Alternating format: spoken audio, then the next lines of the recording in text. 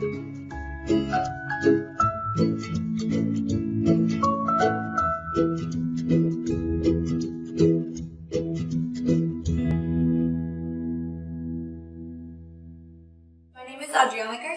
a program specialist at MPI.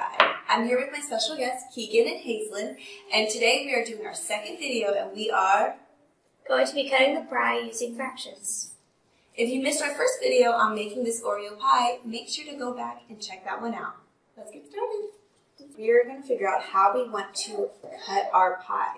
So if we want to make sure everybody gets a piece of pie, what's the first thing that we should do? Cut it in half. Maybe cut it in half. But how do we know how many pieces we're supposed to have? Well, how many people there are? Well, how many are there? 3 of us. 3, okay, but I have a special guest, Mr. One-Lot. He wants to join us, so now how many pieces are we going to have? 4. 4, okay. So, I was thinking maybe cutting it right there, and then that makes 1, 2, and then here. What do we think? That's wrong. Why is it wrong? Because they're not equal pieces. They aren't equal pieces. Okay, okay. Okay, so right now we have what kind of fraction here? A what? A whole. A whole, okay. So Hazel, what do you think is going to be the best way to start cutting this pie? Cut it straight down the middle. Awesome. What kind of line are you going to be using? Vertical. A vertical line. So do you want to show them, tilt your pie up and show them how you're going to make your first cut?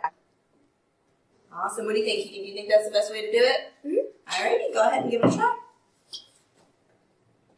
So now that you've made that vertical cut, how many pieces do we have here? 2. 2 pieces. So if I take this piece, I'm taking how much of the pie? 1/2.